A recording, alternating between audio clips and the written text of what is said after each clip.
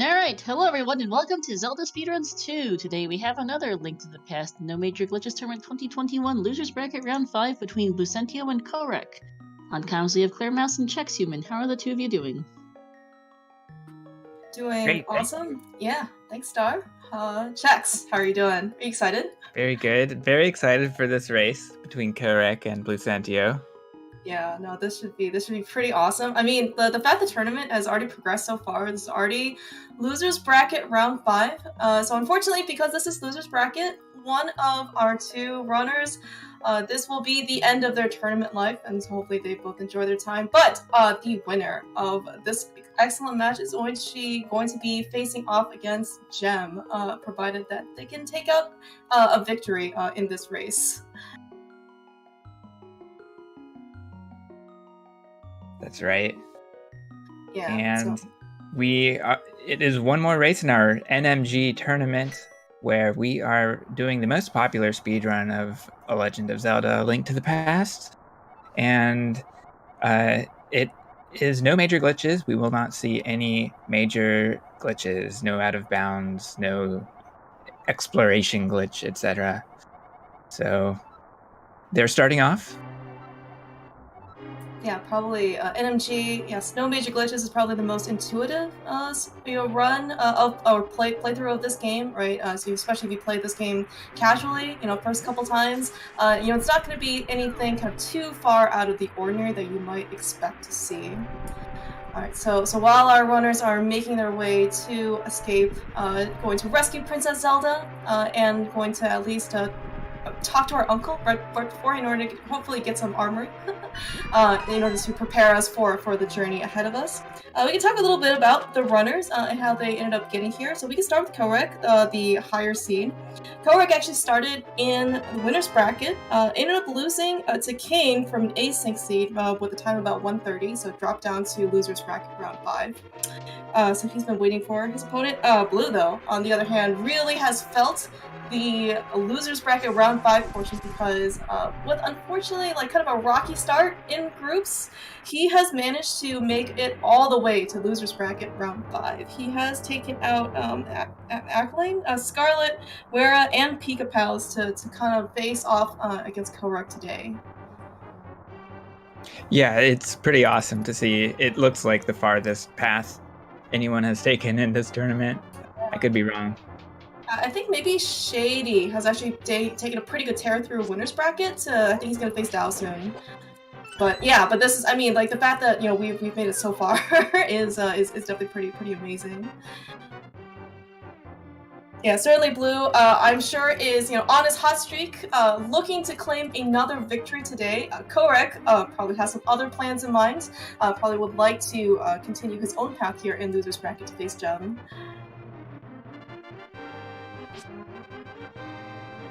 So this is the stealth room. Kohrek took a little bit of damage, so falls behind just slightly. Yeah, so in terms of their PBs, I know that Kohrek has a 126.08. Blue actually looks like he has a 130.122, at least according to speedrun.com. Looks like he actually got this about a week ago. So certainly very well practiced on both these runner sides. I don't think there's been any real rust that has been said, especially on Blue's side, because he's had to battle through 4 losers bracket rounds in order to get to where he is today. But that being said, Blue has been pretty consistent with like a 131, 132 times throughout this tournament. Kohrek, consistency is his own virtue, has been pretty consistent with a 128. And so, given that there's kind of a difference between these two runners' PBs and what they've done, I certainly would not be surprised to see different approaches or tech that's kind of done throughout the race. Perhaps Blue takes a bit more of a conservative approach, that's maybe like more reflective to kind of mitigate some of the risk. Maybe whereas Kohrek, just kind of used to some of the more riskier strats that kind of lets him save a couple frames here and there. And at the ball and chain guard, we saw a 1-pot strat from Blue and 8 slash from Kohrek. Very, very slightly different. in terms of time. Yeah, well, also in terms of safety, right? This is just probably one of those things where maybe you're first starting out. The ball and chain guard, I believe, at least according to one person here in the commentary booth, that ball and chain guard is probably one of the worst enemies in this game. And so the ball and chain. You never know. You're right. You never know when it's gonna clink. You never know when you're gonna take damage. Exactly. Yeah. I mean, and not only, right, the damage that you take from the ball and chain guard is one whole heart. We only have 3 hearts to work with here. Right. If you're not careful, right, you could, that. Okay, this is pretty much true for a lot of the boss runs in this game. But if you're not careful, like that fight can go awry, and then you can. It's not often that people die in this game, but it definitely does happen. By the way, I really liked how low Kohrek pushed the ornamental shelf from the left. I've never seen anyone push it that low. I didn't know that you could do that. That was great. I don't think that makes a difference. It's the fact that this is like a 30-year-old game. We always still get to find something new, right? Yeah. Every day there's a new clip of something that I've never seen before happen in this game. It's ridiculous. It's the game that keeps on giving, that's right. Yeah. Yeah, so as the runners have both rescued Princess Zelda, we do need a co-op partner in order to, as we saw on on Kohrek's side and on Blue's side, we need a partner in order to push that ornamental block. It's like both runners are making their way out of escape relatively unscathed, although they did get a little bit of bad RNG with the ropa, with the ropes. Ropas are coming later. Mm-hmm.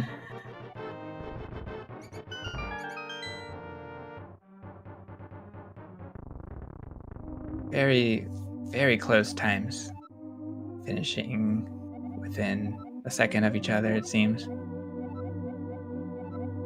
Yeah, there's ideally not too much that's gonna go wrong in Escape.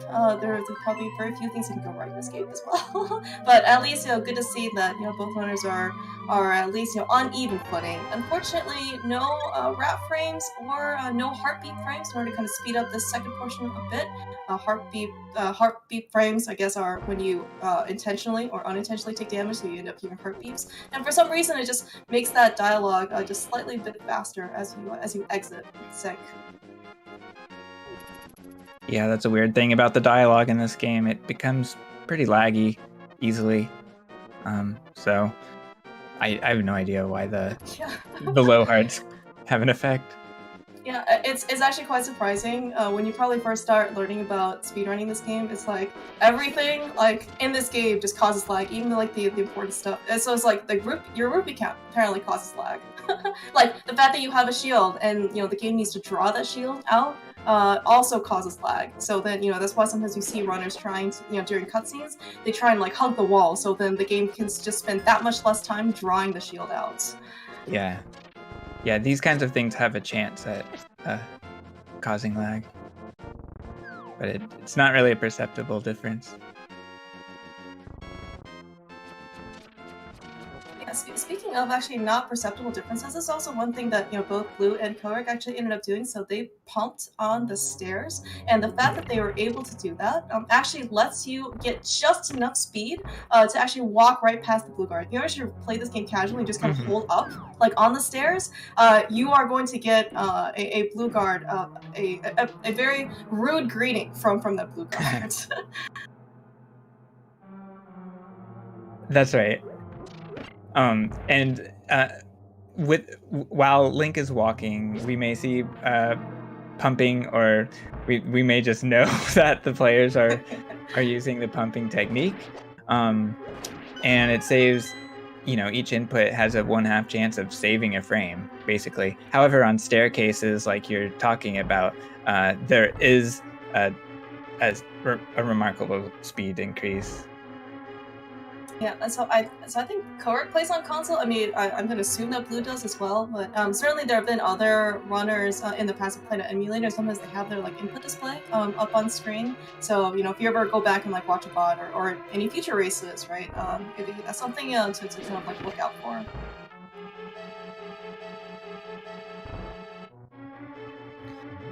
So, yeah, we're in Eastern Palace right now. We've already skipped a couple of skeletons, and now we're about to skip an anti-fairy. So we'll be. So there's a little bit of tech in this this palace. All right. So pretty good D-boosts from both our runners. Yeah, that was sort of certainly really nicely done. So if you ever try to play that room casually, of course, it is a kill room, and what you need to do is you need to kill all the popos in order to get all the anti-fairies to disperse, so you can pick up the pot and hit the switch. So that being said, it's kind of annoying to chase down popos, and then not only that, you have to avoid all the anti-fairies, which is also not exactly the best use of your time. So what we saw Blue and Kohrek do both very well is take the damage boost from the popo, which is half a heart, use the iframes in order to get to hit that switch and then be able to hit it. And then you can just get the big key for a low cost of 1 heart. As opposed to like the, I don't know, 15 seconds or something you need to spend in that room. Oh yeah, it's a heart and a half, right? Yeah. All right, so of course coming up to double readies, room Kohrek and Blue, both getting the arrow drop. Oh no, Kohrek unfortunately did not quite get the second Igor. Both runners, unfortunately didn't also get the arrow drop. At least they're even.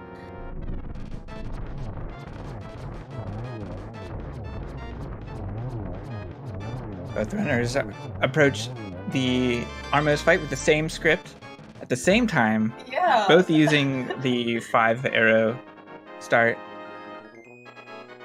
Yeah, I was gonna say, like, it was almost like a synced fight at that point, right? I think Kohrek decided to decorate the wall with an extra arrow, but you know, no harm, no foul here.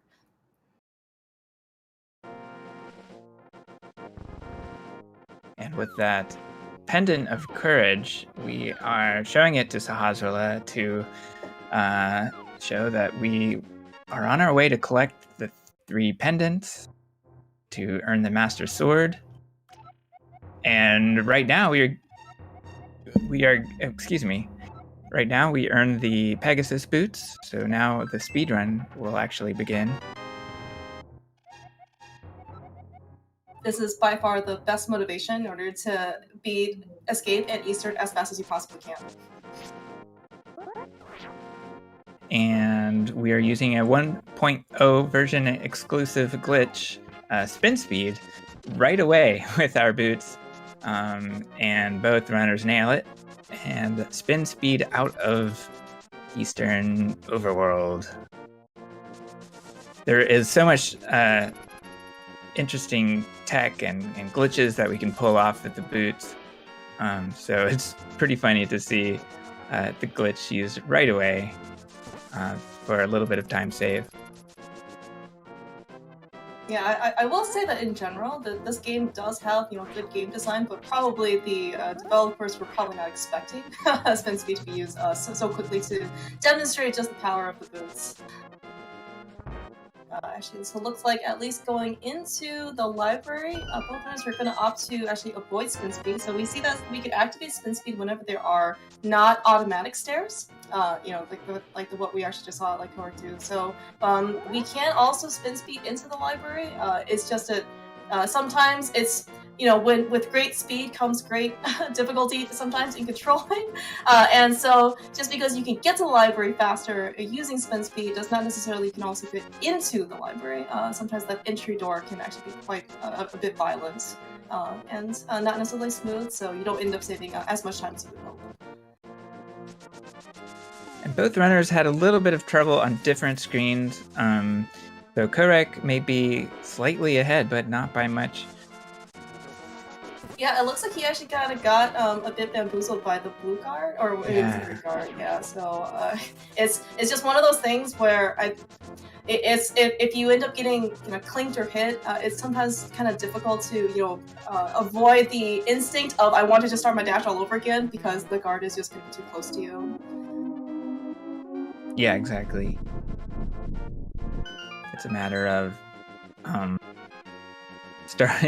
it's a matter of starting the dash as soon as Link stops being recoiled, or waiting until Link is in a safe place to start dashing. So sometimes it doesn't work out. Yeah. Well, Two different strats for the Devalence there. We saw Kohrek do a dash in place, which was pretty cool, while Blue went for a spin. I didn't realize that's what those like worms, I guess, like the fire one, the ones that shoot fire ones, that they're called Devalences. That's pretty cool. Yeah, or in Japanese, Debi Rando. Nice.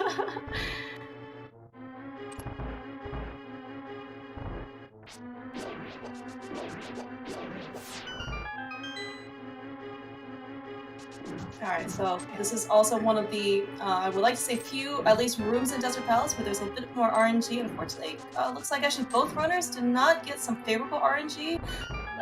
At least Blue got a bit more favorable in that he was able to clink, but I think Kohrek had to kind of like fully stop his dash and retry again. Right, and they both handled the RNG on the way back just right.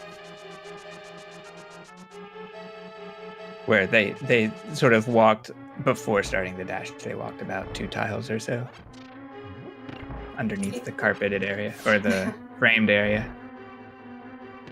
Yeah, another great thing about just in general this game's design, right, is that we pick up the boots. It is intended for you to showcase, or the game's intention to showcase the power of the boots. We see lots of long hallways that we can just dash through. And not only that, we know that we had to kill Armos in Eastern Palace with arrows, so we definitely add a deficit. The fact that Desert Palace has so many arrows for us to basically pick up and replenish our quiver was also just a really nice part of game design, which we're going to take advantage of upcoming here very shortly at the Landmiller's fight.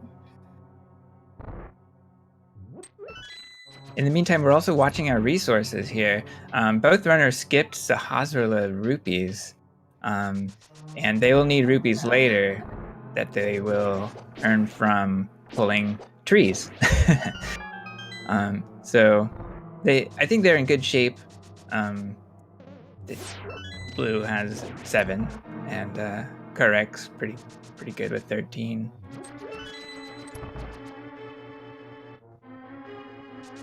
Yeah. So speaking of resources, actually it looks like there's going to be a very slight difference. Kohrek ended up starting out with at least 25 arrows, opted to pick up the arrow pot, which we just see now he puts him in a full 30 coming in. Looks like Blue is actually opting to skip it. 27 arrows should still be fine, but certainly Kohrek has a little bit more ammunition as he takes on the first phase. Pretty decent.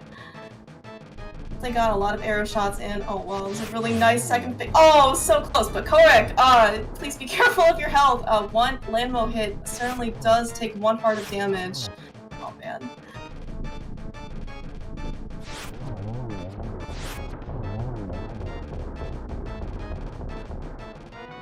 So unfortunately, Kohrek couldn't actually kill the 4th landmo, or the 3rd landmo on the 3rd cycle, so had to unfortunately wait for a 4th cycle. Looks like Blue ended up with a very similar landmo time, also 4th cycle.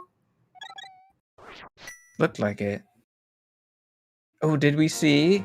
Oh yes, Blue is on Boomerang. So. Oh, are we gonna see something special? Oh, with the pickle or with the buzz blob? Yes, exactly. So it was recently realized that while we have the menu open, the timer to drop the pendant is still running. So we're actually not pausing during that menu. So we get to choose whichever item we want. And the boom is a little bit more helpful than arrows. Or even if it's not, you don't have to use an arrow. Oh no. Oh no. Okay.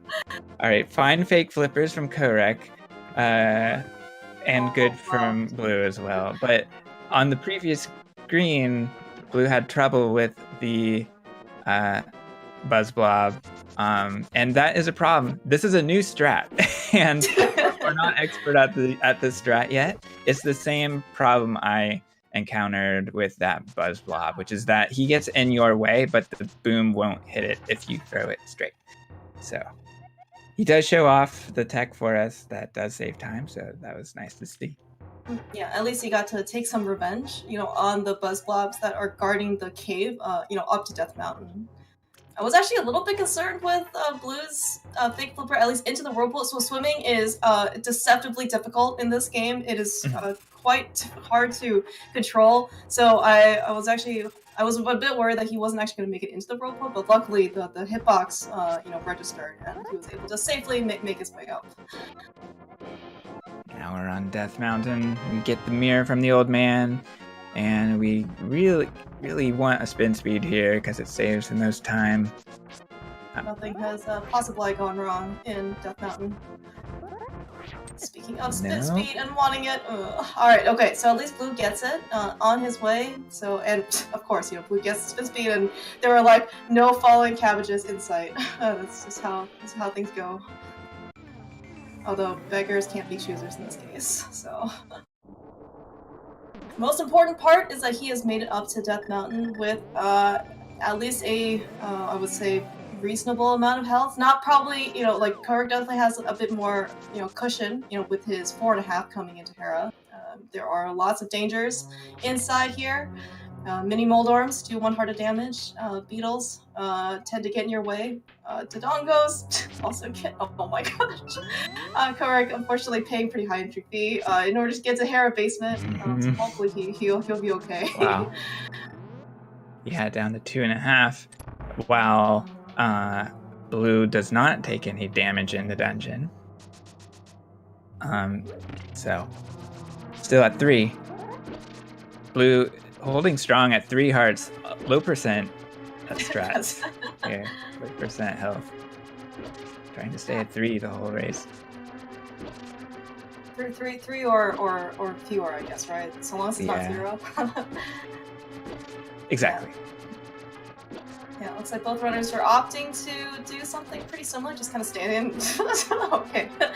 Stand in the bottom right there. Kohrek unfortunately didn't quite get the pot to kill the last tile, and does get a little bit bodied by that mini Moldorm. I would certainly not be surprised if Kohrek ends up hitting the switch, the blue switch up near the top of the tower in order to pick up a couple extra hearts. In general, you don't want to take any hits from Big Moldorm, or fall for that matter, but especially in a race setting where it's not like you can just kind of reset your run if you're unhappy with it, right? If you're gonna save your run here against a pretty decent opponent, at the cost of, let's say, a couple frames here and there, is definitely well worth your time. And yeah, Kohrek does hit the switch. The beetle room on the first staircase is one of the most difficult, so Blue had a little bit of trouble with it. Blue's also hitting the crystals. Yeah, so I mean, at 2 and 2.5 hours respectively. And speaking of health, right? We especially want to do this bomb jump here in Hera. Looks like Kohrek does not go for the early one, but we still need to pay the price of 1 heart in order to get to the big chest quickly. Ooh. Nice bomb jumps. Kohrek, I believe, used the spin method, whereas Blue held his sword out to get set up, and then used a bonk method. Yeah. Alright, so we just see Kohrek end up picking up a heart for safety. Specifically for this reason, is that Moldorm does 1 heart damage, and he tends to ricochet you off pretty far. Do see Kohrek trying to take some more consistent approach into dashing into Moldorms. Okay, so actually pretty good fight outside of that very first kind of scare. Right. Being able to kill Moldorm very quickly, especially in this rage phase. We have a left-hand side Moldorm for Blue. Okay, he's out of there. That can be tricky to hit when Moldorm's camping. And there he goes again. Yeah, I mean, so... Oh, that's a really nice, excellent dash. Yeah, unfortunately, right, when you said on the left side, it's not like you have not a lot of room in order to dash, right? You kind of have to, like, more or less follow him, or just kind of wait for him to, get out into some, like, more open areas. Either way, it's going to be a time loss that you can't control. Right, and dashing up and down through Moldorm is risky. A little bit more risky than dashing left and right, which is slightly risky. Because video game. Yeah. All right, so you were taking checks about pulling trees for money. Money literally apparently does grow on trees in Hyrule.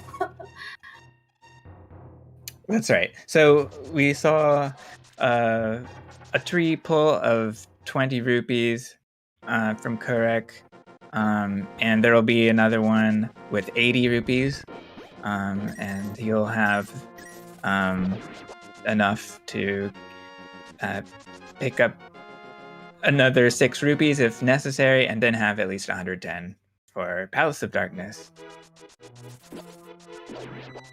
Yeah, and in order to be able to get more money on Tree Rupees, Kohrek has to take care. Unfortunately, Blue might have to end up showing us a slightly different backup rupee route because so Kohrek still needs to not be able to take damage because the tier 2 triple, right? That gives you the red rupees. Yeah. Thanks. You have to kill 4 enemies without taking damage. We already did see Blue and Kohrek pick up the blue ones, but unfortunately, Blue ended up taking half-hearted damage from one of the bush guards, so he's going to have to find another source, or re-pull, basically, for money. Right. And Kohrek gets through the bushes just fine. I mean, yeah, that's the scariest thing, to have a guard appear there. I have not, in my runs, I've not seen that lately. It is not very common.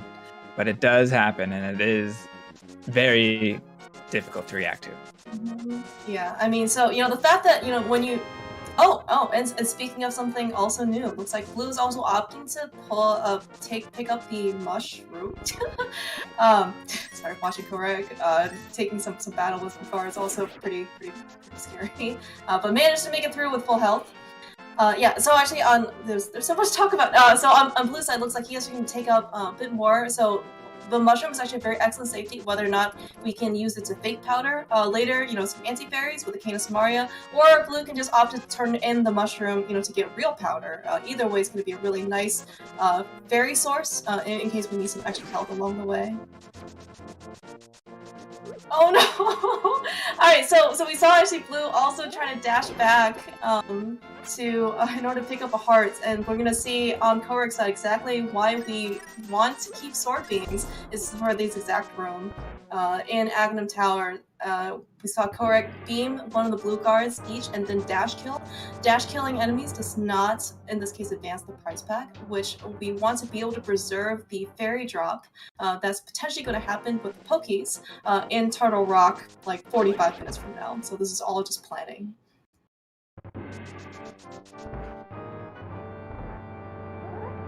And Kohrek is in the dark maze. Of course, we get hit there because it's an impossible room. At least we have the lamp, right? We don't have to, feel our way through this room. Oh, yeah. Yeah, so... okay, great strat from Blue without beams.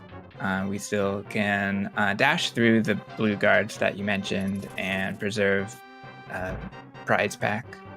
Preserve the prize pack so that nothing is dropped.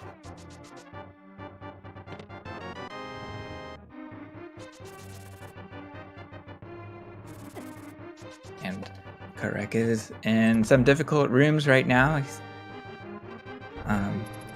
So, yeah, the Circle of Pots room didn't go exactly as planned. It looked like he got the broken pot from throwing the second pot too quickly.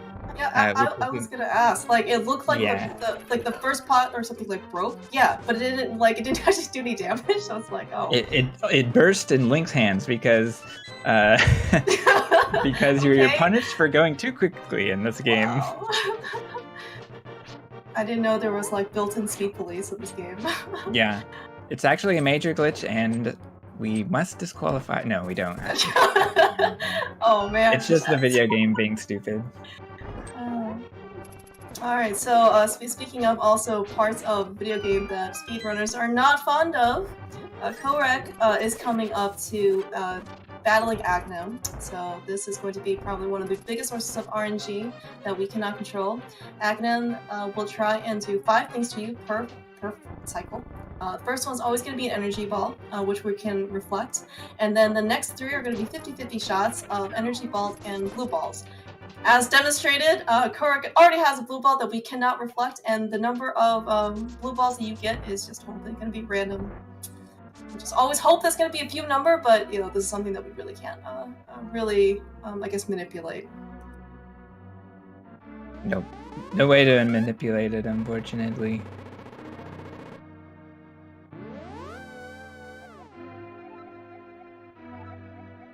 And there's nothing really we can do strategically to make this go faster, except make the warps that Aghanim takes potentially faster, using Aghanim's recoil to put him in a different position. Yeah, you see kind of on Blue and Kohrek's side to try and knock Aghanim towards more like the center of the screen, just, you know, so to, you know, hopefully try and wherever Aghanim, you know, teleports in that case, right, it's going to be hopefully just a bit shorter, even if it's, you know, all the way across the screen. Alright, so I think Kohrek got out with, I want to say 4 blue balls?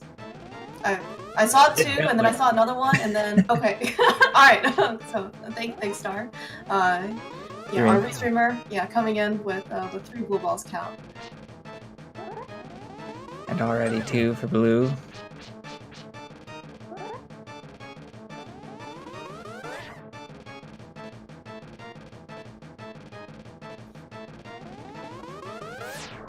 Yeah, what you really don't want to go through, right, is to be able to have, in this case, you have to sit through like the lightning phase as well for Aghanim. Just more time that we can't get back. But it looks like at least, yeah, blue also mixed out with 3 blue balls, which is going to be great. So at least, you know, the runners are even, and that there's not going to be too much source of RNG, you know, separating our 2 runners.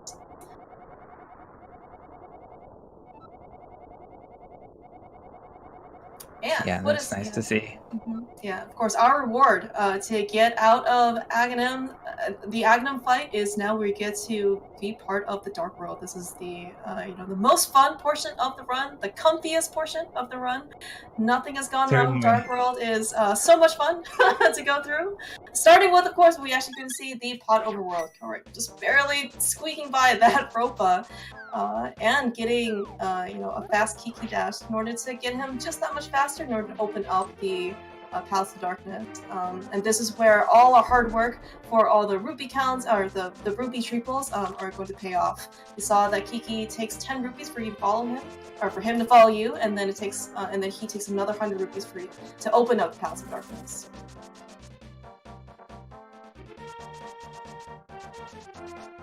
Right, it's a tricky overworld, difficult to do optimally. It's a little bit dangerous. It gets more dangerous the next time we're on that screen. Yeah, blue side also gets a bit more unfortunate, like mobbing, I guess. Like, not only did he have to deal with the Ropa, I guess like the Hinox and the Moblin decided to just come up and have a party. Luckily, nothing got in his way in order to, you know, for him to escort Kiki safely to the entrance of Palace of Darkness. Kohrek lost a little bit of time getting hit during a fall because he had to slash a Bari out of the way, and then he did a quick hop. So the timing aligned for him to get hit while falling. Of course, that's a 1.0 exclusive feature. Or perhaps it was a bug since it was patched out. But, yeah. Yeah, in that scenario, Kohrek would probably want to not quick hop. In other words, use the 20 frames that it takes to hop off of a ledge to bait the shot. That is some Galaxy brain thinking. I just don't blame the Bari at the end of the day. Baris have never been our friends. Alright, so we did see a hard drop here from the mini Helmosaur. One of the reasons why we wanted to preserve the price pack from the blue guards is actually the blue guards, the mini Helmosaur, and the Pokemons are all connected. So if we did not preserve the prize pack or advanced it, there's still a chance that things would be okay. But the fact that we saw the hard drop means that the fairy is going to come next, and what we really don't want to see here, if we ended up advancing the prize pack, is that fairy on the bridge, because that means that we're definitely not going to get it in Turtle Rock. And it's nice to get that heart back because Kohrek needed it. And nice bomb jump from Kohrek, by the way. That's right. It happened like so smoothly, and I was like, oh, that's just something they just kind of assumed that happened. Yeah. The bomb jump to get the hammer is one of the top 2 most difficult bomb jumps in this speed run. Because we have to do it quickly, otherwise we'll fall into the broken bridge, fall off of it rather. Yeah, nice job from Blue. Yeah, that's right. Bothly, couple, I think, extra menu buffers, but it's definitely very important in order to succeed the first or second or whatever, maybe third time. To kind of restart means that you have to reposition yourself, and it also costs you another bomb. Turtle party for Kohrek, executes it without party. That's great. That's right.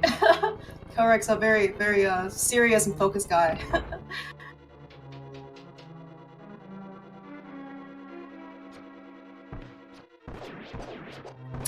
Kohrek coming up on the Helmosaur fight. It looks like he is going to activate spin speed. Try to activate spin speed. Yeah, and then so what Kohrek needs to do is take 17 hammer hits to Helmosaur from phase 1, and then 4 hammer hits ideally for phase 2. Unfortunately, got a little bit unlucky with the fireball RNG, also taking some hits for Helmosaur, but at least makes it through safely for Helmosaur phase 2. And the reason why Kohrek tries so hard to activate spin speed is if you were trying to hammer up or use the hammer in general, the hammer hitbox is kind of wonky, and it doesn't always register. So if we can, by activating spin speed, we can use the sword's hitbox, which is significantly wider, but still get temper sword or hammer damage. So it definitely makes the fight a lot more consistent and safer and faster, as I mentioned. It looked like Blue had a good turtle party, but hesitated to hit the last turtle. I'm not totally sure why. It looked good, but maybe wasn't. In other words, you sometimes want to rush to hit that last turtle, and it's possible the turtle will jump on you if you're too late, so Blue took it safe there. Oh, and really nicely done on Blue's side. Just timing his last hammer hit just right, so he gets the opportunity to despawn the fireballs as the mask is coming off. Really nice phase 4, second phase of Helmosaur with 4 hits, taking no damage done on Blue's side, so really well done. Yeah, that's great to see. Kohrek decided to leave the safety of Palace of Darkness because obviously he didn't take any damage there. Decides to venture out back into the overworld of Darkness. It's good to see that he has not gotten laundered yet by Ropas. Anytime that we have to dash near or through or around Ropas is always a little bit questionable because their jumping hitbox doesn't always land the way that you might expect. So we definitely would still like to keep our health, not to mention keeping our dash. And not lose 2 hearts of health for no reason.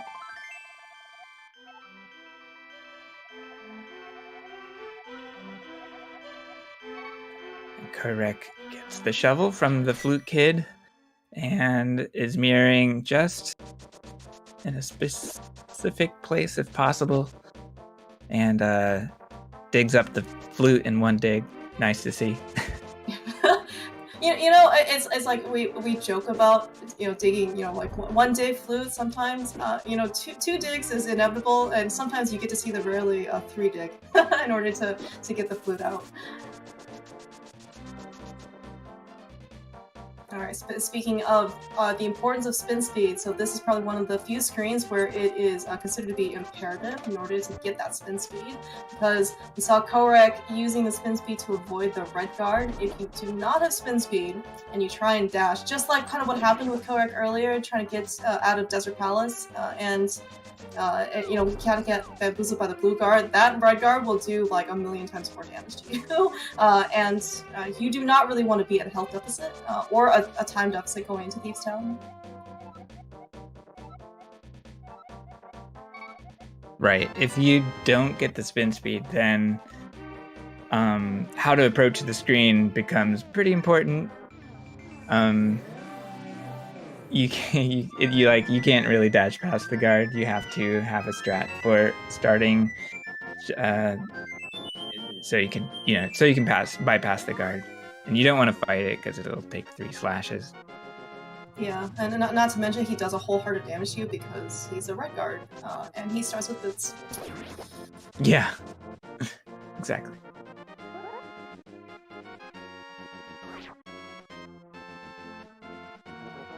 Looks like Blue also excellently got the requisite spin speed. Kohrek, dashing his way into Thieves Town, also did not get any skull guard rocks underneath the bushes. Always good to see, because we never want our dashes stopped because we're trying to go fast. No skull guard either. That sounds pretty scary.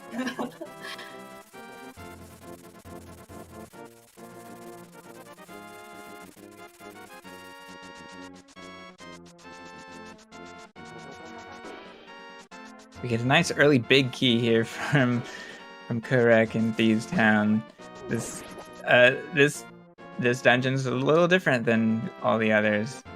We have to figure out how to defeat the boss. We're right at the boss room, but there's no boss in there yet. So we have to figure out how and why. And yeah, we're coming up to hell. Sorry, go ahead. I don't know. I was gonna say that is very true. If you actually end up going to the Kohrek, you see that really nice dash through. So that is that dash that Kohrek just did requires some good pixel placement for Link and some good enemy RNG cooperation. Kohrek was fortunate to get both of them, and then therefore he was able to dash through that hallway and taking no damage and doesn't have to stop. Yeah, that was a walking into the god pixel, right? I wasn't sure if Kohrek dashed to it. I want to say he did dash to it, but I also didn't realize that you could also walk to it either. Yeah, it's harder because we get 4 frames of distance at a time per frame. 4 pixels of distance per frame. Sorry, I can't say the words in the proper sequence. So you can definitely tell when you dash to the proper pixel. It's harder to tell while you're walking. Hopefully we're going to get some very similar luck here on Blue's side. And so this hallway is one of the biggest reasons why we want to keep health. Oh no, so I want to say he did get a good start, but unfortunately he just got outbodied by the enemies. Yeah, that was the perfect dash setup and perfect pixel, but yeah, the bad RNGs had to stop him, unfortunately. So this is also true in general, is that if you do things absolutely correctly, and maybe with a little bit of luck on your side, the game looks really easy, and it's like, oh yeah, of course I can do this. And then you realize how precise every single movement is, and the hallway is one of the few places that you can just basically lose half your health for no reason, because you end up not dashing correctly, you have to try and restart, but now you have 4 or 5 enemies just crowding around you, and you can't get out of the fact that they're just going to do a ton of damage to you very quickly. And nice blind fight from Kohrek, executing it according to script. It's the only scripted fight in the Dark World, basically, because there's no in other words, there's no RNG to deal with as long as we move the same way every time.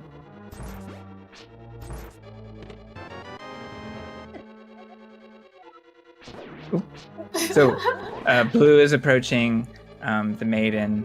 Took a little bit of damage. Yeah. Blue walked to open the locks, whereas Kohrek dashed. That can be a bit of a time saver. A little riskier, but it was good. Yeah, and Kohrek, so if you've ever tried to dash through those keys, oh, that was also really nice conveyor belt dash there on Blue's side. Those Baris are huge jerks. If you are not careful, they can electrocute you at the wrong time, and not only does it stop your dash, you have to sit through the electrocution animation. You get ricocheted off, and more often than not, you get ricocheted off the conveyor belt, so you lose like 3 hearts of damage, just like that. Yeah, it's pretty dispiriting if it happens. Alright, hopefully Blue's gonna be able to stay on script as well. Oh. It's good scripts also can be, with a sprinkle of improv here. Oh man. You can do it! Oh my gosh. I believe. Good job, Blue! Holy That was awesome. Oh wow, that is some really great reaction. Blue should be maybe like an improv artist or something. Yeah, so as he's demonstrated, on Blue's side, blind does 2 hearts of damage. I think the lasers do 2 hearts. The head does 2 hearts, and the fireballs do 1 heart. But you can see how erratic and how kind of out of hand that fight really got. So the fact that Blue managed to pull it off and does not have to refight blind, which is really, really a great testament to his reactions. Yeah. Looking at Kohrek's personal split, so at least we have some fortune of being able to see this. Actually, it looks like Kohrek got a really nice gold Thieves Town segment. I was actually going to say that I think he actually had a really good segment, minus kind of the kind of I guess like run-in he had at the Blue Guards, the very try to get into the Lost Woods. But other than that, it was actually a pretty clean segment. So yeah, I mean almost a 2-second gold. It's really nice, really nicely done for Kohrek. Now our runners are collecting rupees and their tempered sword. And now Kohrek is going into Lost Woods. Excuse me, Skullwoods. Skullwoods. What? Have you? Is this like fake, like Dark World or something, Jax? No. We're in the real Dark World. Okay. Oh, whoa. So what a fortunate and nice Bari. So Bari dropped 5 rupees, 5 arrows, right in Kohrek's path. He's gonna have a free arrow pickup. We can never have enough arrows in this game.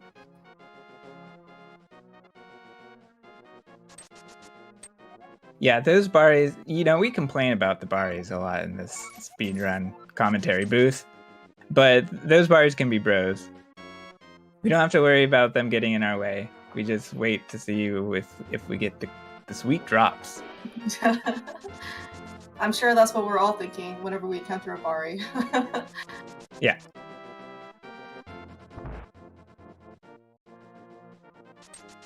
Nice bomb jump from Kohrek to get the fire rod.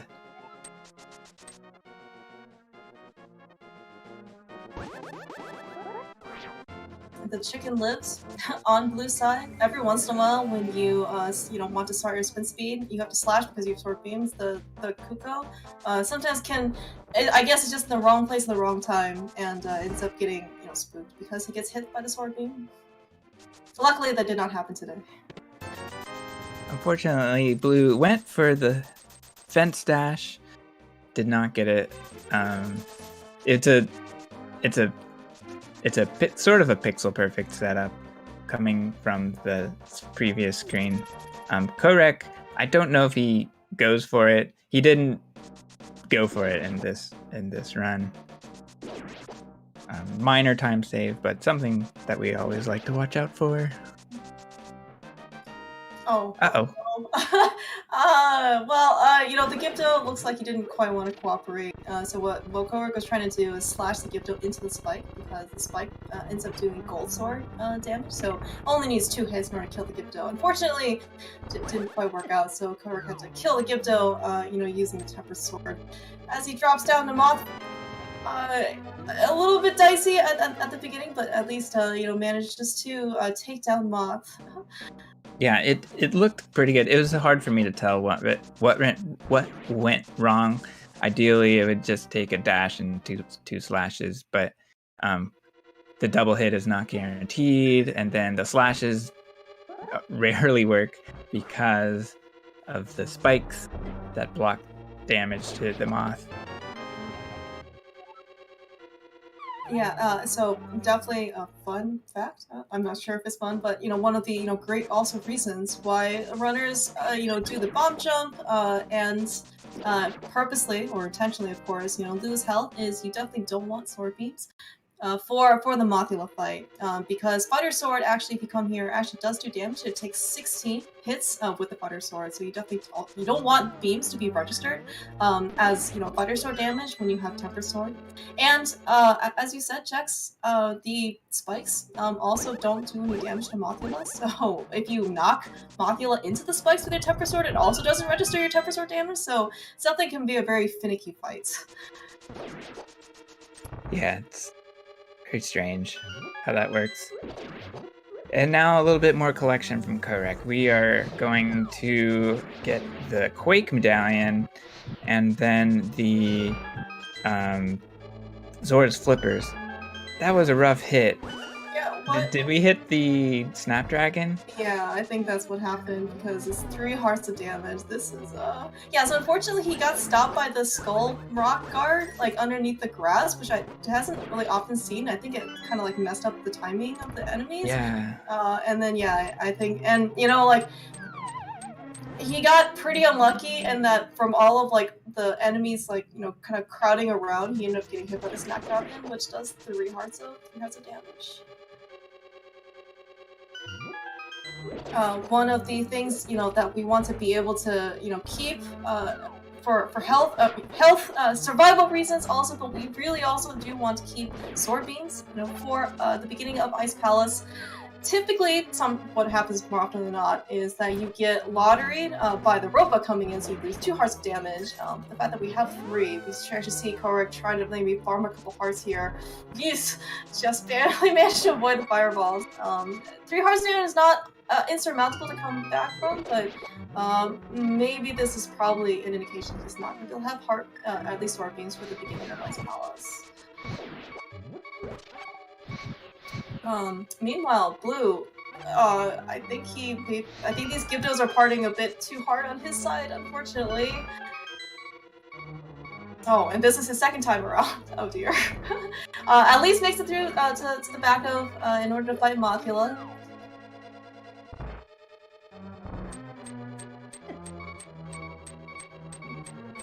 Looks like Blue is also going to take some time to make sure that the Wallmaster falls. So also something important from the 1.0 version is that if you end up falling and the Wallmaster grabs you, you can still get grabbed, and then you have to start the dungeon from the beginning. And oh no, Blue, unfortunately, oh, thanks, Vortex. I guess that's what happened. But unfortunately, looks like Blue got a little bit farther, but Mothula decides to claim his first victim. It's so hard to control and not take damage during the Mothula fight. Yeah, especially it looks like he was actually going into the Mothula fight with I guess like pretty low health, right? There's something like 3 hearts. Alright, Blue, very conscious of his magic. Looks like he is going to actually pull out the lamp and try again.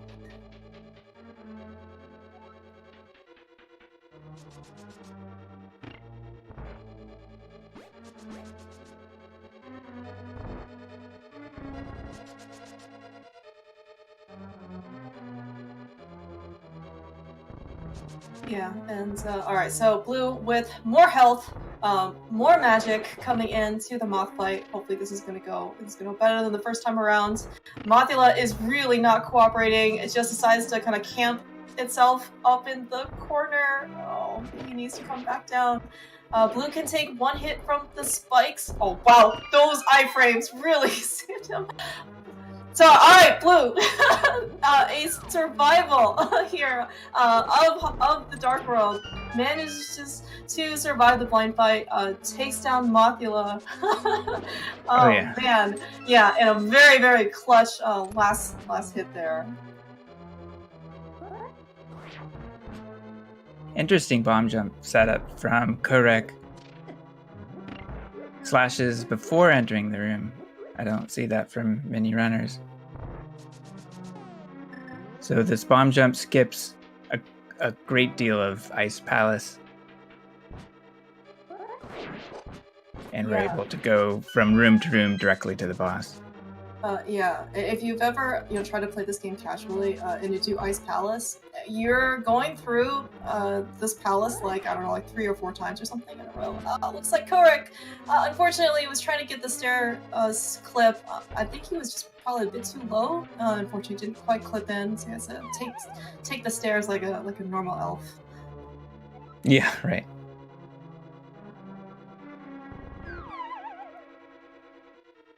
Yeah, so one of the biggest reasons why we want to do the Ice Palace bomb jump, as we saw, the switches are landed in a position where we can just, in this case, push the block down, and we don't have to, go around and 3 times in circles in order to, get the blocks or the switches pushed in the right direction. Unfortunately, that hit that Kohrek took from the fireball only got him down to 4 hearts of damage, so he can't take any hits from Cold Stare, but he can take 1 hit from the falling ice. Please, Kohrek, be careful. Oh no! That Cold Stare pup just decided to ram at Kohrek for no good reason. Yeah. So Blue is back in this. A Cold Stare death is pretty much the worst boss. Excuse me. The worst death you can take from a boss in any dungeon in this game.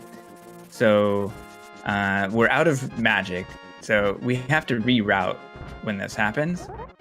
So Kohrek is going to most likely go to Swan Palace. So as part of that segment, he is doing his collection of ether, and we'll see about Ice Rod. I don't know if he collects it. I think he does collect it here, because he normally does both of them together. Mm-hmm. All right, so that's a really nice bush drop there by the fairy. So those bushes have a 50-50 shot of dropping hearts or fairies. So especially that one just right in Kohrek's path. Very convenient and very fortunate drops. He's gonna be able to have full health going into Swan Palace. All right, so I'm actually not sure if Blue or Kohrek watches each other's streams. Absolutely allowed in a speedrun like this.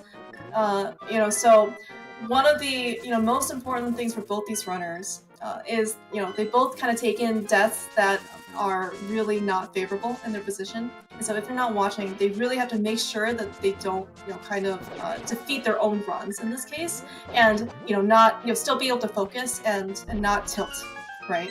Because if you are not focused, little things can compound and just absolutely snowball and just make what you might be considering an already bad run just even worse.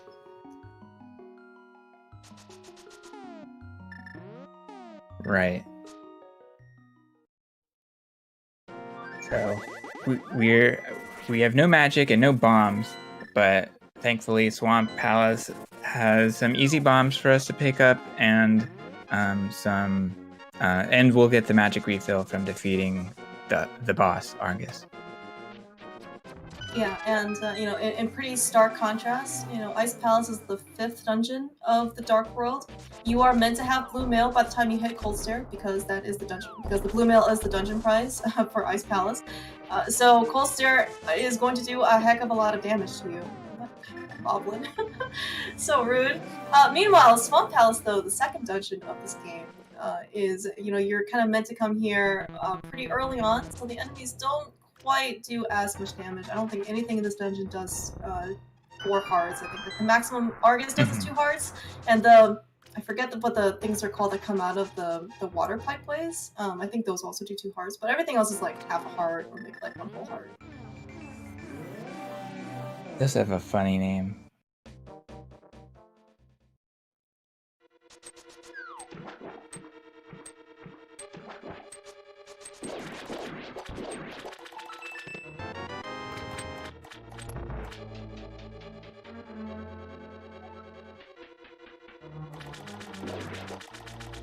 Blue, looks like he actually was not able to slash the Stalfos early, but does make a very nice recovery to still be able to kill the Stalfos in that room with at least a 1 bomb hit. Unfortunately, neither runner had the option or the luxury of being able to keep sword beams for Ice Palace, and the second room, and just like the conveyor belt room that Blue just demonstrated, are the 2 rooms that you really want to be able to keep beams, because key baris, when you have to get a key from a bari, you really never want to, because you don't know when they're going to electrocute you. And so if we can have beams and basically just snipe them from afar, it's a lot easier for us in order to us to be able to just pick up the key, as opposed to try and wait out and predict when they're going to try and electrocute you. I was surprised that Kohrek didn't grab the first bomb pot in Swan Palace. And Vortex in chat is saying he was surprised he didn't see Kohrek open the chest in the dam that has 3 bombs. So these are possible options for bomb refills. We'll have to see what Kohrek does to get back his counts, because he'll have to do the bomb jump again. And then potentially have a bomb for Meyer. I'm not sure if he will equip one or not. I guess I would think maybe in a race setting he would always take the backup bomb. I know that in like PB attempts you really don't want or need to have a bomb there. Oh no. So speaking of some dicey boss fights, Blue unfortunately was not able to keep Pulsar Puffs in the corner. He does have a good amount of health going in, and he is able to take 1 more hit from the Pulsar Puff if he needs to. Well, alright. Nice cleanup. Yes. I'm glad the trend of Blue being on next to 1 heart of whatever 1-hit KO boss fights didn't continue.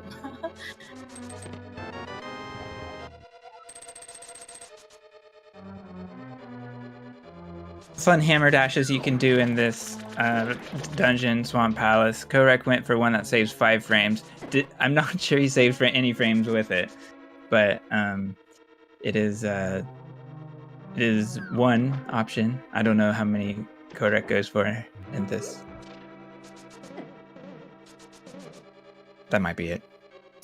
I guess I'm trying to remember if he does, but we're gonna have to see. Yeah, and Kohrek just earlier demonstrating how one of the reasons why we really don't want to try and dash into baris, and we want to be able to kill him, because he decided to get in Kohrek's way and then electrocute him, and then knock him into another enemy that just, I think that was like 2 or 3 hearts of damage, like right there. Yeah. The hook shot that Kohrek does to the left is a hook dash, which for some reason puts Link in a state where he can pick up a pot from behind a statue. For some reason that gets priority every time. Maybe the hook dash pot pickup is the game's way of making up for the fact that the pot broke like the first time in the circle of pots from yeah.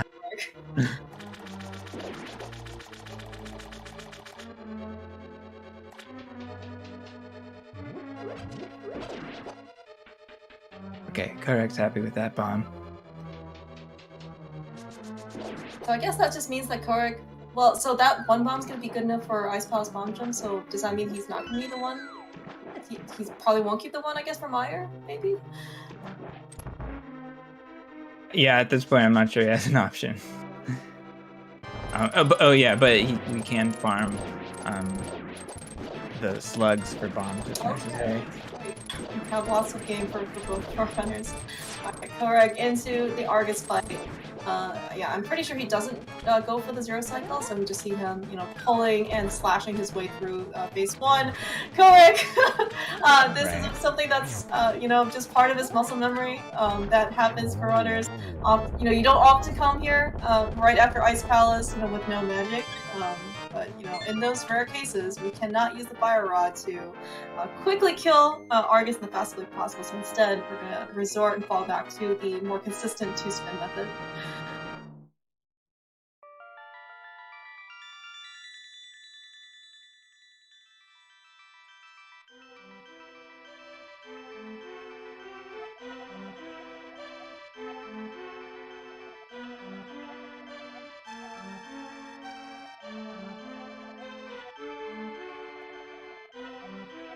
And like blue entering. Yeah, I was gonna say, like, looks like actually blue entering Swan Palace managed to get at least a quick warp on the way back, which is also definitely really cool to see. Those quick warps going in and out of the Light World and Dark World for Swan Palace can actually be pretty tricky to get, so even getting one of them is pretty cool to see.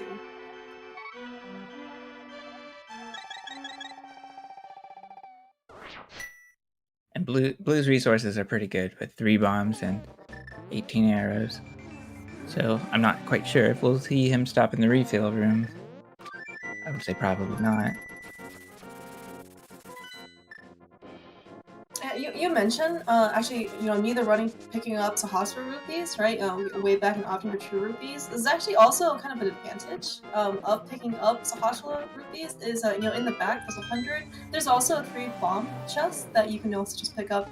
We oftentimes talk about how important arrow counts are, but we're kind of actually watching on Kohrek's side that bomb, if you don't have enough bombs, right, it can also be pretty detrimental to your run. So the fact that you just have a little bit more buffer in order to have the extra 3 bombs, it's always going to be just really nice, especially in the race setting.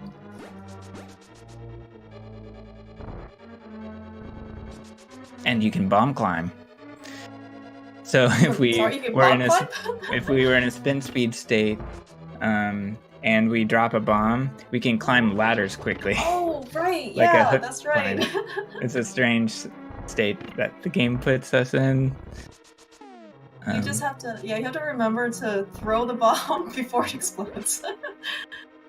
Yeah, certainly an option. Okay, so now, oof, oh, wow, no.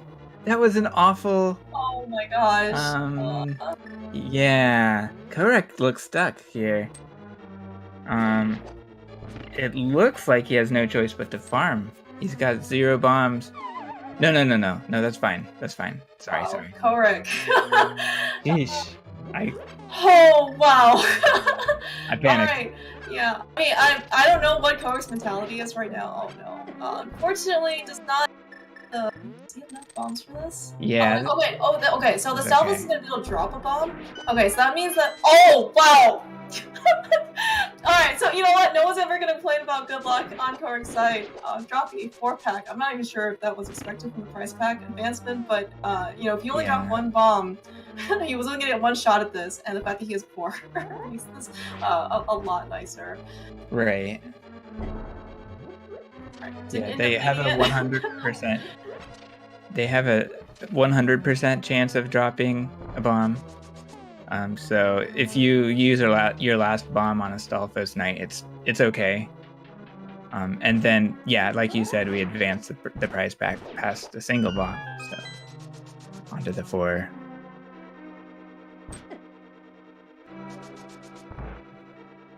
My heart checks. Not sure how much more drama I could take from here.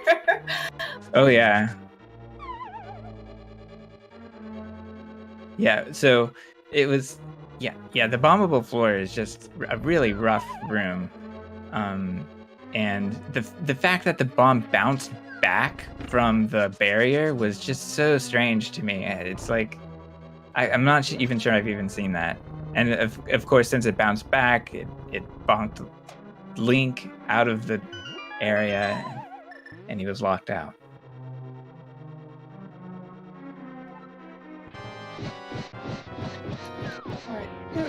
Gold Seer fight number 2 for Kohrek. He does have quite a bit more health this time going in, so he can definitely take 1 full steer puff. Looks like couldn't quite keep them all in the corner, but at least nothing was charging at him, and he was just kind of able to slash the puffs away. So certainly really nice refight on Kohrek's side. I'm sure he's more than happy to get out of Ice Palace at this point. For sure. And now the Argus fight for blue. Going with the hook dash strat.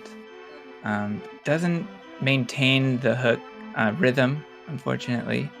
So we'll just go to slashing here.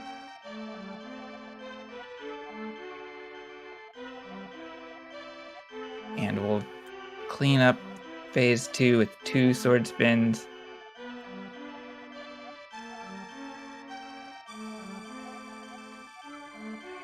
And a little time save that we perhaps got with that menu to mirror is that that Argus's animation continues while the menu is pulled up. So it's another one of those menu time saves, like we saw in Desert earlier.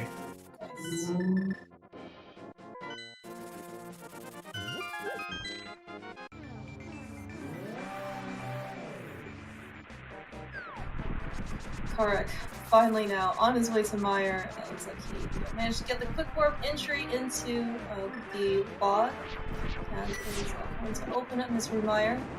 So one of the nice things, or one of the benefits of doing your extraneous item pickup early, not before the segment, is that we want to be able to keep sword beams, not to mention full health, and specifically it's going to be in this upcoming second room of Mystery Meyer. Whereas if we have sword beams, we can actually kill this room, or we can defeat all the enemies in this room very quickly. In particular, that first pull point that you saw at Kohrek beam is going to be done much faster. Really nice execution on Kohrek's side. I personally think that the sword beams are more desirable for the Bari key. It's just a lot easier to retrieve the key when you have beams. That is a true statement, Chex. Anytime you have keys and Baris together, you want sword beams for sure. Yeah. Beams are good for the fast Meyer. They're essential for the fast Meyer 2 strat, but I didn't see if we went for that.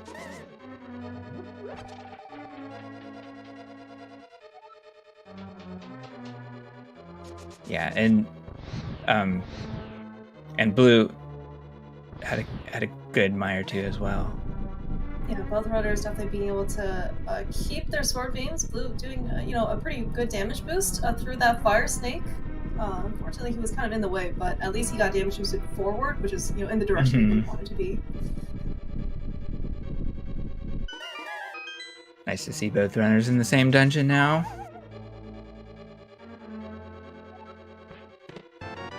Still, anything could happen in this race. Mm-hmm. Yep. I mean, so we did see some pretty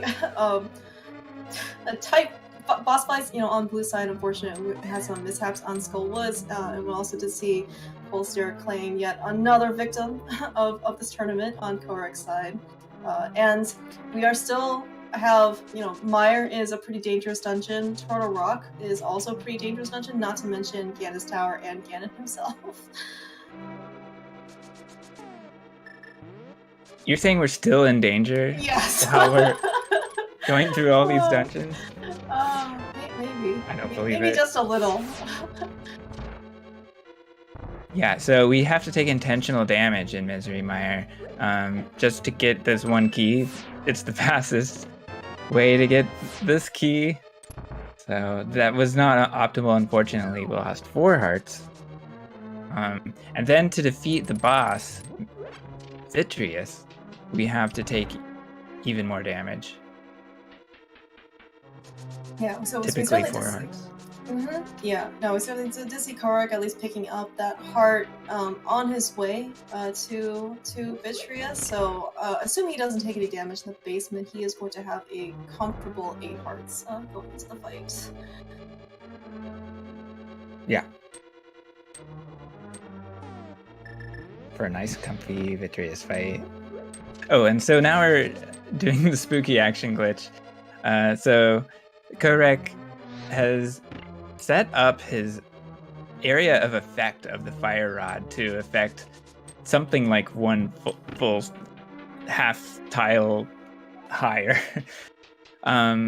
It's for some reason an ancilla. It's a thing that Link makes, and this property is shared with the duck for some reason. So we're able to store that value, maintain it, to hit 3 crystal switches. And great Vitreous fight from Kohrek, 0 cycle. Yeah, That was really nice to see. Vitreous can definitely also be another run killer. Really great to see that Kohrek not only was able to kill Vitreous quickly in the first phase, had a very minor cleanup for the last 2 eyes, but still managed to squeak out that 0 cycle. So what we saw Kohrek do is he was trying to do 3 sword spins to try and kill all the eyes, and as you said, Chicks, Vitreous does 4 hearts of damage, and we can't afford that kind of damage on green male. Instead, the goop around Vitreous only does 1 heart damage. So what Kohrek was trying to do is take the 1 heart damage from the surrounding slime, use the iframes, and then try and get in Vitreous's eyeballs, just exactly as what Blue is doing here and spinning away. Blue, did a really nice third, 3 spins there. I think it seemed like he was expecting, that the last eyeball wasn't going to survive, even fired an extra arrow. But nonetheless, really nicely done. Yeah. Blue, we're seeing, like you said at the very outset of this, that both runners are very consistent in this tournament. And with Blue's time, he's still picking up the mushroom. It's a bit of safety that Kohrek does not have. So Blue took advantage of that to refill his hearts to max. But we can see that Blue didn't need it. He was perfectly capable of executing the fight perfectly. And so it's times like this, right, where it's like at least a little like mini confidence boosters that, eventually, people are going to, feel comfortable enough, kind of like not even picking up the mushroom to begin with.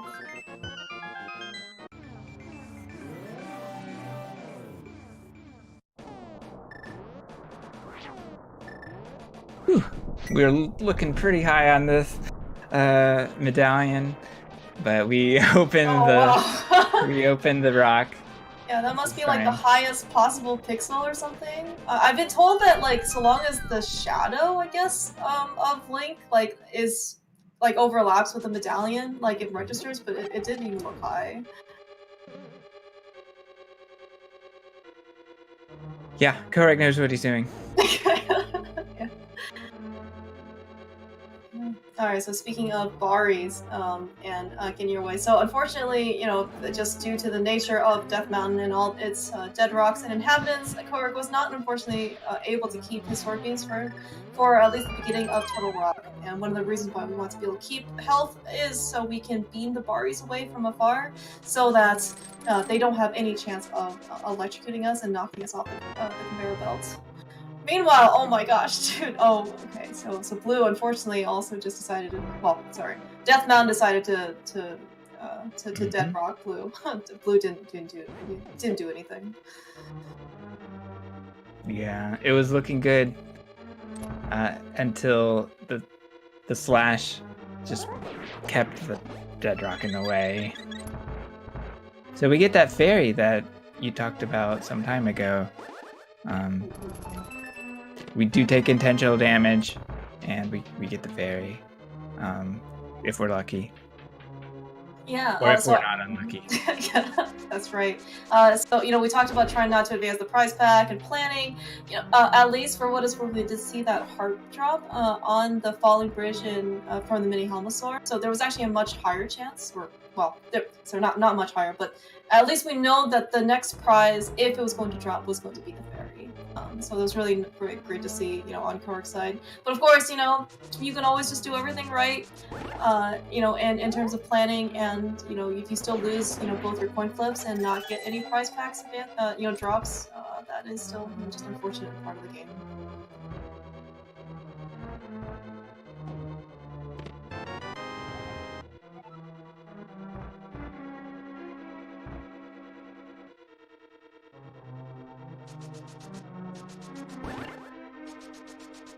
You see that Blue is using his sword beams to make sure that no Baris are going to be in his way. Looks like at least he has some good RNG movement from the Baris that he didn't, at least was going to be in the path.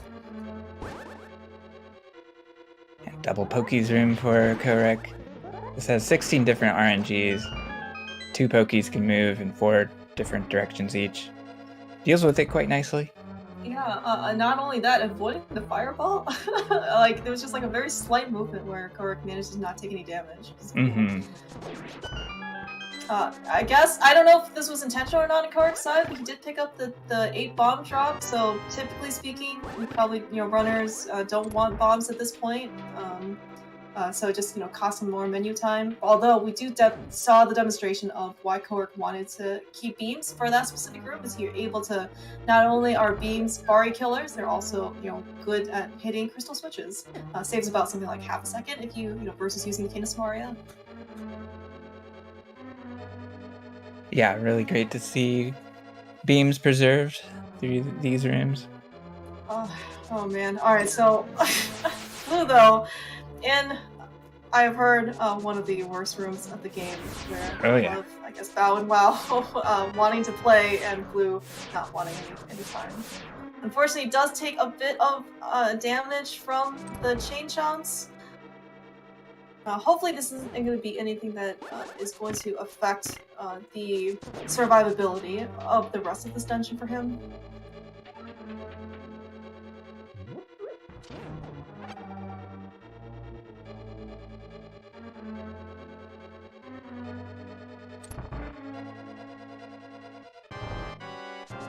Alright, Kohrek coming up to the Trinex fight. Looks like he is actually going to go for some backdoor strats. If done properly, this is going to guarantee a 1 cycle from Trinex. At least first head is down. Thinks relatively good cleanup, at least for the second head. So now he just needs 2 sword spins and a slash. Hopefully we get the sword spins here early on. Nicely done, phase 2 for Trinex.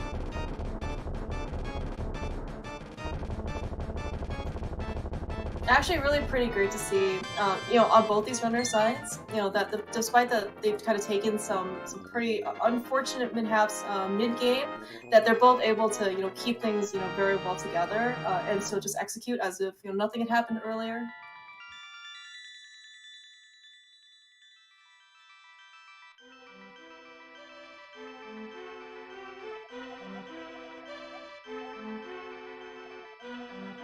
So, on Blue side, getting through the Crystal Roller Room, we actually do see the demonstration of using the Canis Maria, just because he, unfortunately, or at least the Chain Chomps wanted to play a bit rougher than what Blue wanted to have happen.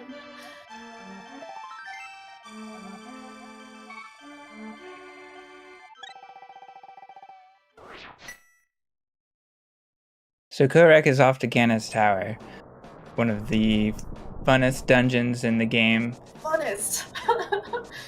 I agree, checks. Maybe even any Zelda game. I like the way it's divided. That's statement, yeah. I just think it's broken up into puzzles and into combat very well. The puzzle involving getting the big key it's like, do you want to go to the left hand side for puzzles or the right hand side? And we know that we want to go left. Alright, so we see Kohrek picking up, opting to pick up the torch small key. So runners do have a choice of picking up one of 3 keys. The first one, the first option is what Kohrek just did, is in the basement. The safest one, albeit the quote-unquote slowest one. But of course, all you need to do is, walk the torch, and then there you go. It's just like Ice Palace, or not Ice Palace, it's just like Desert. The other ones are a bit faster, but they do involve probably a bit more, maybe let's say like execution and reaction. There's one available on the mini Helmasaur, and there's one in the chest right in front of Moldorm too. But there are lots of kind of like dangerous things that are in your path.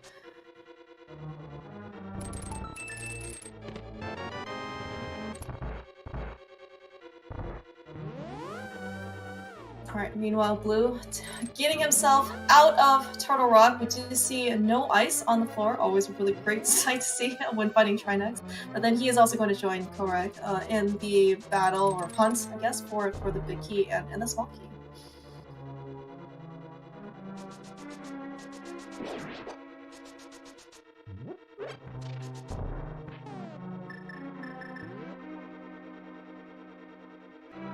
Kohrek has maximum bombs here. That's right. A lot of the time we want to have 0 to have a faster route to the bow within the menu, but that's only a couple of D-pad taps, so it's not a huge deal. Yeah, but both runners also having some pretty healthy arrow counts here. You saw Kohrek dropping down to the Ice Armos fight with 22 arrows, just having enough in order to kill Ice Armos. So he's going to pick up the key, and then most likely he's going to pick up the chest that also contains 10 arrows. Super convenient. And then he, assuming the mimics don't drop anything here up in the next couple rooms, he should have enough arrows, which is 8, in order to kill everything, with at least 2 arrows to spare for the rest of the gauntlet.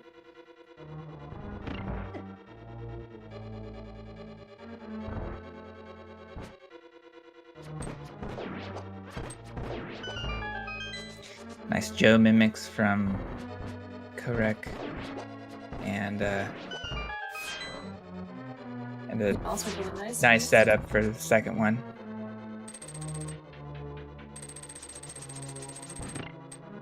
Yeah, so I mean, even though we know that wooden arrows certainly don't do any damage to Ganon, it's always just really nice to have a couple of projectiles. You'd be surprised on how useful arrows can be here, coming up in the Gauntlet.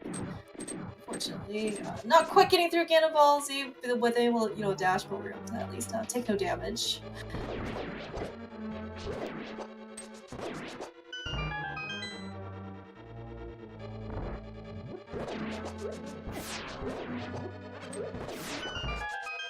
We're on to the Gauntlet. Sequence of 5 combat rooms. A little bit rough RNG, but we get through G2 and G3 okay. Yeah, Really nice favorable, G4. Yeah, favorable pink size. Oh man. Alright, unfortunately the arrow, didn't quite land, but yeah, we're all often now rudely reminded that pig's eyes still do 2 bars of damage if you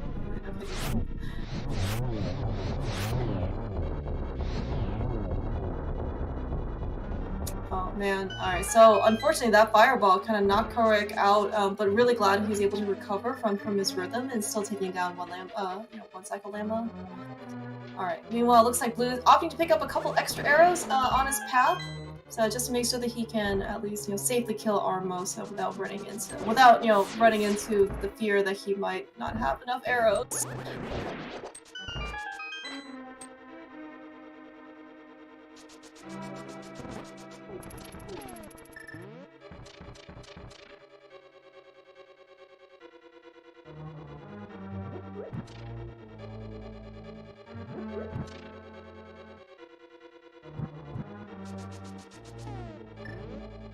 And in Upstairs GT, it's not just combat, but tricky technical puzzles, like the Torches room.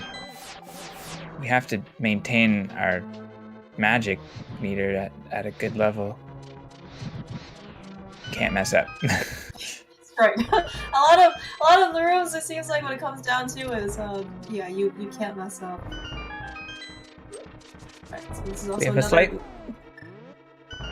we had a slightly different mimics too from Blue, and yeah, great to see 2 different strats shown off for that room.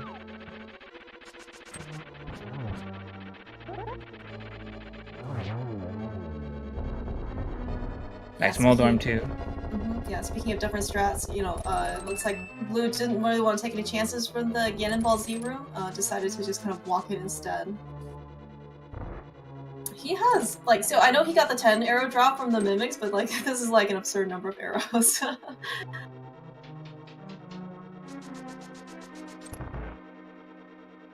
Alright, so one of the biggest sources of RNG in this game was Agnum 1, so what about 3 of them? 3 of the biggest sources of RNG in this game, no?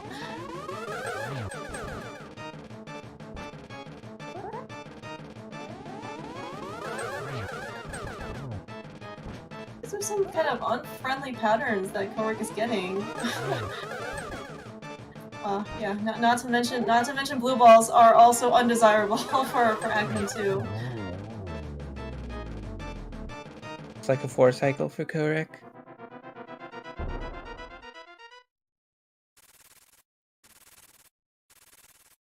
Yeah, of course, whatever Blue ends up getting from Agnum 2 is not going to be predictable. He's going to have to deal with his own set of RNG. These are not seeded.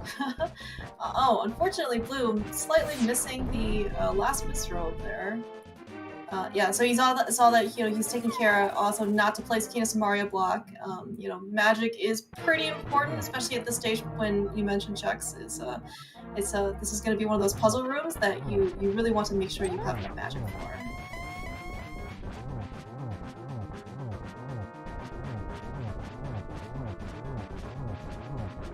Alright, Kohrek into the Ganon fight.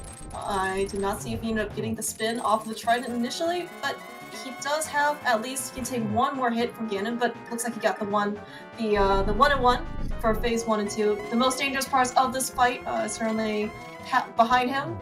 Just have to hope for decent small number of warps. Ganon himself, of course, always do 8 hearts of damage, but the fire bats now only do 2 hearts of damage, so Kohrek at least has a bit of a health buffer. Unfortunately, didn't quite get that silverless hit, and Kohrek also taking no chances for the torch glitch. He saw that he does have the lamp out. I'm not sure if he's actually watching his opponent or not, but with the lamp, you could just spam the left torch, as opposed to fire rod. We have kind of like timed things properly.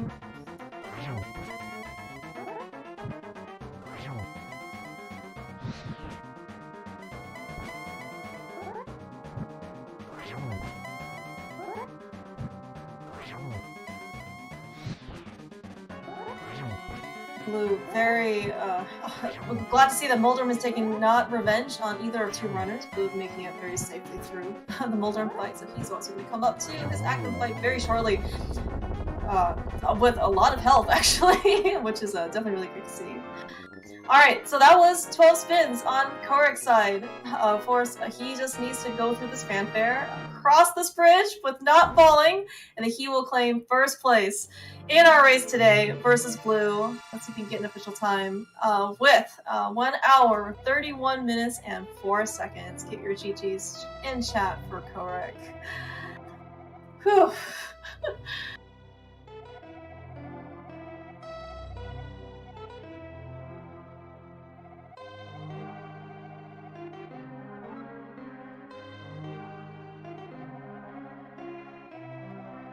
Safely making his way out of the Agnum 2 fight. We are going to see a Ganon fight very shortly here on Blue's side. Hopefully he will have just as clean of a fight. No shenanigans. Blue is also going into Ganon with a heck of a lot of health, though. So he can actually even probably take a Ganon hug and still be okay. Probably not a Ganon hug and a fire bat, but we're definitely not gonna hope that. We want nothing bad to befall the Blue at this point.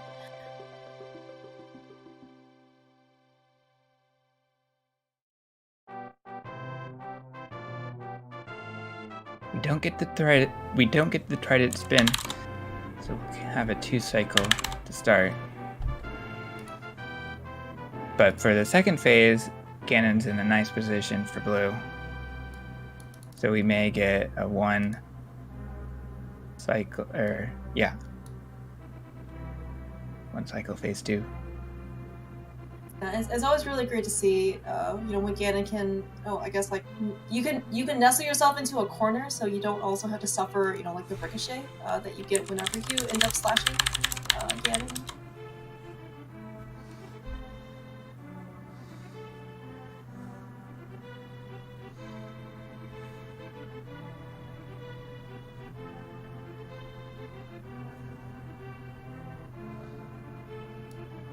Looks like. Hi, Kohrek. GG's. How's it going? Hey, thanks. It's all right. That was the thing. You can nestle yourself into a corner. Yeah. So I guess. Okay. So I guess 2 questions. So 1 was, were you watching, Blue or the restream, and 2 is, I guess, how are you feeling after this race? I mean, to be honest with you, that was the most bizarre run I've ever had in my life, because there are 5 Dark World segments that if you add them together, right. They are combined like 2 seconds over gold. and then there's everything else. I don't know. I don't even know how to describe that. That was.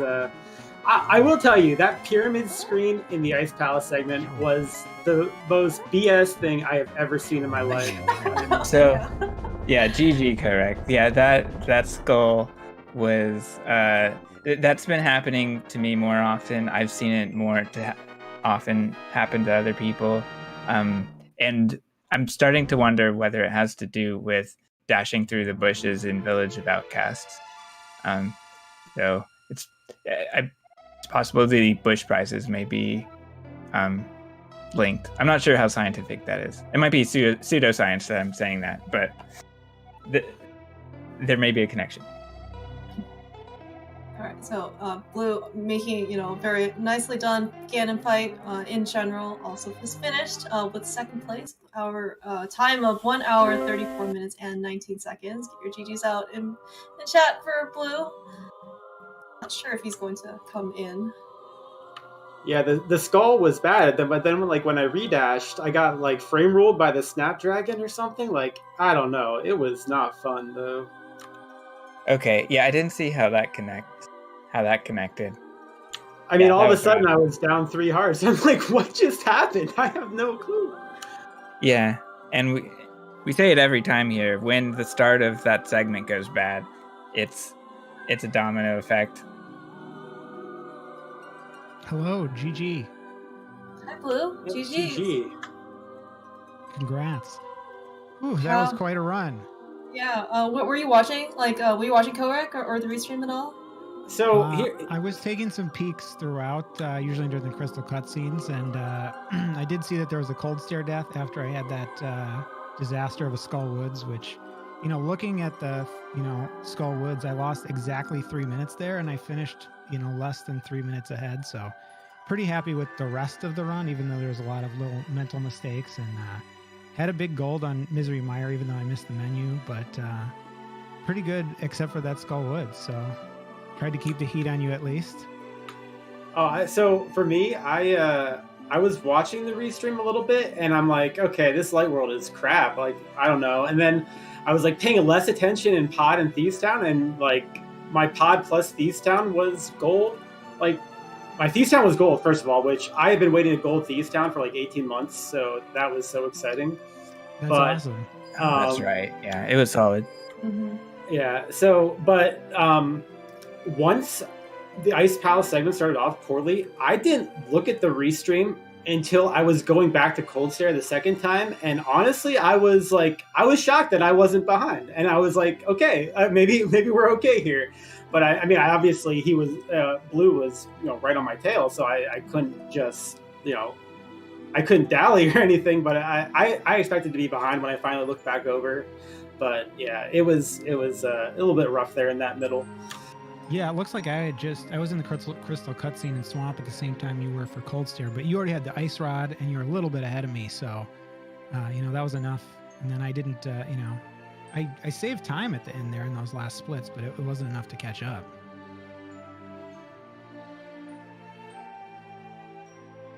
So, Blue, can I ask you about Blind? I didn't quite see what happened. You cleaned it up well, but it must have been phase 1 that wasn't quite right, was it? I don't remember where it went off the rails, but I was practicing it before and it wasn't going well, and everyone says it's scripted, but for some reason I always spin and then that throws me off. And, I think it's gone like that in every race where I've got 2 hearts left or a half heart left or something, and I just have to dodge for my life to clutch it out. And that's what we did again today. So yeah. I also, another point in the run, I got really thrown by that bush guard in Lost Woods that kind of messed up the tree rupees. Yeah. Oh yeah. That's bad luck. Yeah, I mean, it's happened to me before, and I've never gotten hit by him, but I must have done something wrong there that I didn't get hit. Probably just not fast enough on the dash or something. I'm not sure if you can get away with an aggro that was that fast, because there's RNG in that aggro. Yeah, sometimes he's just really quick. Yeah, he wanted me today, so my light world was really great up until that point. Like, you know, I was 1 second behind my best ever time out of Eastern, and we were still ahead of PB out of Desert. Hera was not great though. Yeah, I think you guys actually both have very similar light worlds, but yeah, Hera also did not treat either of you very well. Especially, I think, for your Moldorm fight, like, he just decided to stay on the left side and, like, refused to budge. Yeah, that's going to happen sometimes, though. It's a long game with a lot of RNG, so I think, you know, it mostly evens out over the course of the game. And Kohrek had a sort of a dance with Moldorm at the beginning, but then the rest of the hits went fine. Yeah, the first hit was really rough. I didn't want to walk. He was taking a weird angle for the first time, so I'm like, okay, I'll just wait over here on the side till he goes to the bottom. And then he never went to the bottom, and I was like, okay, now what? But then it was fine.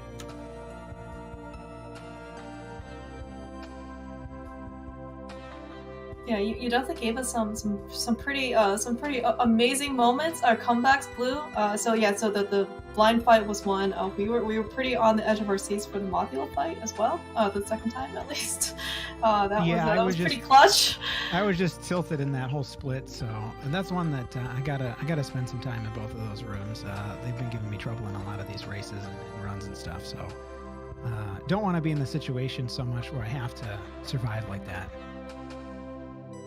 Yeah, I mean, so I guess, you know, at least for this run, yeah, Skull Woods was probably like the Bane split for you, Kohrek. I'm sure you were just happy to get up Ice Palace like as fast as you possibly could.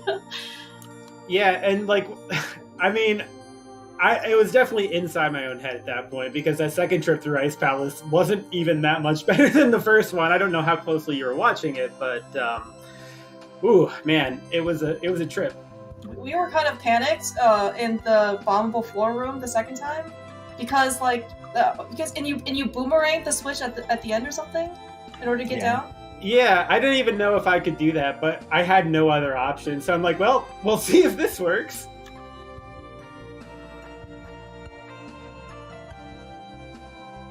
Yeah, Ice is a scary split, and it's right in the middle of the game too. It feels like it can really make or break your run a lot of times. But this was most definitely a really exciting and dramatic race. if you ever choose to watch this back. Yeah, I probably will watch it back. Thank you both for commentating. I know there's always a shortage of commentators, and it was fun to get this one restreamed. I appreciate it. Oh no, this was definitely a really good to restream for sure. And I'm glad I could make it exciting that we put up a race that was entertaining for people, because I feel like I had no business being this deep into the brackets. Yeah, awesome to see. Yeah, for sure. And how do you feel going forward into more speedrunning, Blucentio? What will you be up to? Well, I definitely want to get the sub 90 in this game. That's an immediate goal. So yeah, and I plan to do some more commentating in this tournament now that I'm not going to need to heavily practice as much. You know, after I won the last match, I was talking to Bitey. Shout out to Bitey. Please follow him. He's a great runner. And he was saying, you know, what's your game plan? I was like, I'm going against a runner that's 5 minutes faster than me. How am I ever going to win? You know? And he's like, just start upgrading strats and gold all these splits. They're the worst ones. And so, what was it? Yesterday, I was just grinding out Hera and Thieves Town, trying to improve those, and just trying to get better at segments and screens and all that stuff, and hoping that it would pay off. Yeah, it's looking like we'll see a sub 90 very quickly. Yeah, and definitely kudos to both of you. I mean, so you both had a kind of like a rough, your own split for Skull Woods and Ice. I mean, the fact that you're still able to, kind of get yourself back together and just keep playing, as if nothing's happened is really great to see. And Blue, you win. Yeah, as you mentioned, this is your 5th match in losers bracket. You've made it really far. I mean, so it's definitely a quite a feat in order to get to where you are today.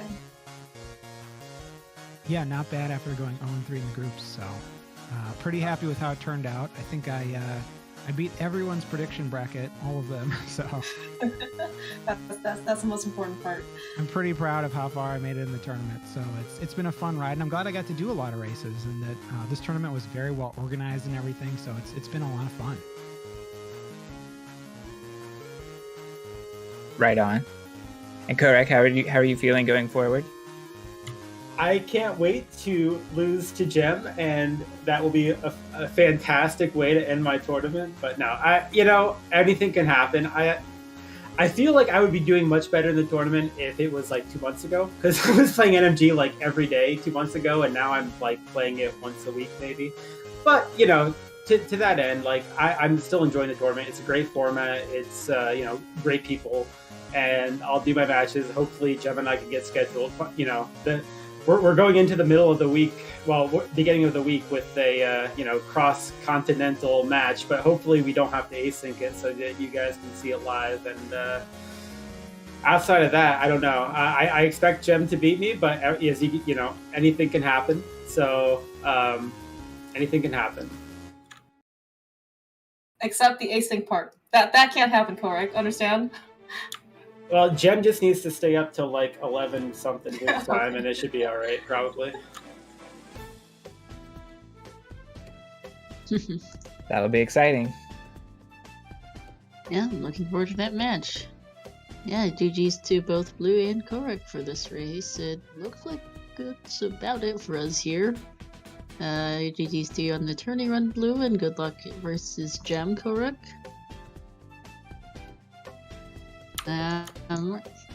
So, looking ahead at our schedules, over on Zelda Speedruns 3, we are going to be rating them shortly. We have another Link to the Past NMG tourney match winners bracket round 5 between Void and This Is Not Yoho. Starting in about 14 minutes over on ZSR Main, we have the Zelda 2 Randomizer weekly race.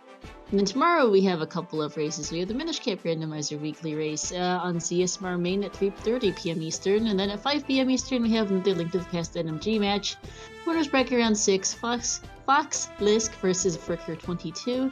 And that's about it for us this weekend. We've got a couple matches coming up throughout the week. We've got some races coming up throughout the week, but it's a fairly late Sunday due to it being Easter Sunday.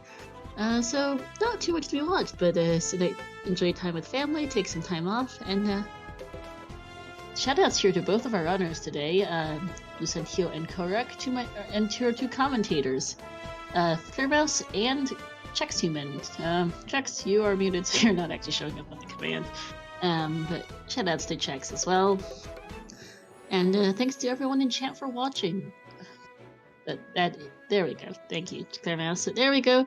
That is it for us today. Thank you to everyone for watching. And let's go see how Void and the Yoho are doing. And have a good night, everyone.